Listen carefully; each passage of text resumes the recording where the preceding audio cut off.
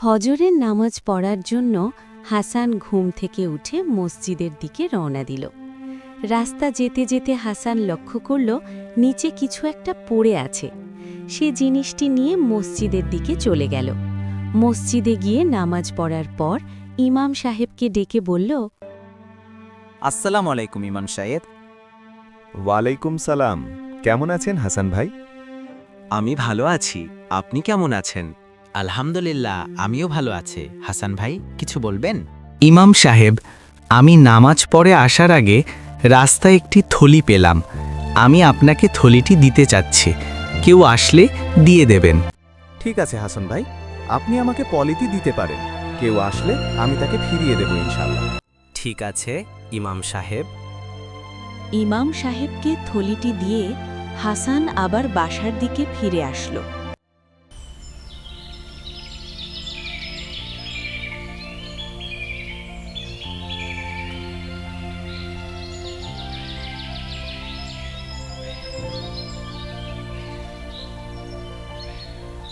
কি গো, নামাজ পড়তে আজকে এত লেট কেন?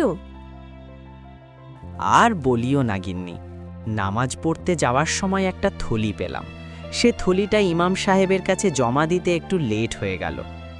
ও আচ্ছা, তাই নাকি? ভালোই হয়েছে। তাহলে টিন কান্নাকার কত দরকার লাগবে। আচ্ছা, তুমি একটু অপেক্ষা করো, আমি নাস্তা করে দিতেছি। চাল ডাউল কিছুই নেই, কিন্তু এক টুকরো বিস্কুট আছে। এই টিন ভাগ করে খাই। ঠিক আছে, নিয়ে আসো। একটু জলখাবার খেয়ে দেখি তো মুকুল ভাইয়ের বাসায় গিয়ে একটা কাজের ব্যবস্থা হয় নাকি। সে কথা বলে হাসান মুকুল ভাইয়ের বাসার দিকে রওনা দিল।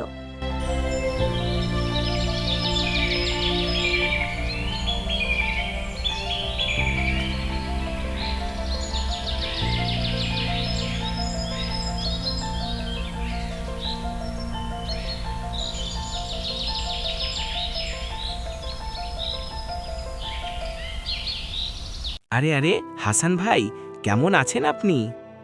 আমি ভালো আছি, আপনি কেমন আছেন? আলহামদুলিল্লাহ, আমিও ভালো আছি। হাসান ভাই, কিছু বলবেন? মুকুল ভাই, আমি আপনার বাসায় আসলাম আপনার সঙ্গে দেখা করতে। ও আচ্ছা, ঠিক আছে, চলো বসে কথা বলি। আগে বলো, ভাবি কেমন আছে? মুকুল ভাই, কিছুদিন আগে আমার চাকরি চলে গিয়েছে। এখন আমার পরিবার চালাতে খুব কষ্ট হয়। একটা যদি চাকরির ব্যবস্থা করে দাও তাহলে খুব ভালো হবে। হাসান ভাই, সত্যি কথা বলতে কি আমারও চাকরি নেই। কিছুদিন থেকে একটা ব্যবসা করব বলে চিন্তা করতেছি। তার জন্য অনেক টাকার দরকার। আমি তো আমার টেনশনে বাঁচতেছি না ভাই। আমি তোমাকে কোনো সহযোগিতা করতে পারবো না। আর ভাবিকে আমার সালাম জানাইও। হাসান কিছু না বলে চলে আসলো। আস্তে আস্তে চিন্তা করল তার কিছু বাগানের সাইডে জমি আছে। তার কি অবস্থা দেখার জন্য সে বাগানের দিকে চলে গেল। জমিন দেখার আগেই দেখা হলো তার আরেক বন্ধুর সঙ্গে। তার নাম হচ্ছে মোহাম্মদ সাব্বির ইসলাম। সাব্বির হাসানকে দেখে বলল, কেমন আছো হাসান ভাই? আলহামদুলিল্লাহ, আমি ভালো আছি। আপনি কেমন আছেন সাব্বির ভাই? আর এদিকে কোথায় যাচ্ছেন? আমি একটু বাজারের দিকে যাচ্ছি। তো এতদিন কোথায় ছিলেন হাসান ভাই? আমি চাকরি করতাম, কিছুদিন আগে আমার চাকরিটি চলে যায়, সেজন্য এদিকে আসলাম। জমিনটি দেখে যায় কিছু করা যায় কিনা।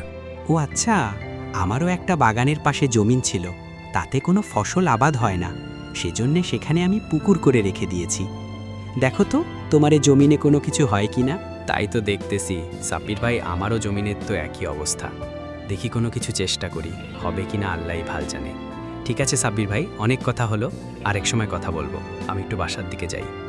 সে কথা বলে সাব্বির বাজারের দিকে চলে গেল। হাসান মন খারাপ করে পুকুরের কাছে গিয়ে ভাবতেছে আর আল্লাহকে ডাকতেছে, হে আল্লাহ, তুমি ছাড়া আমার আর কেউ নেই।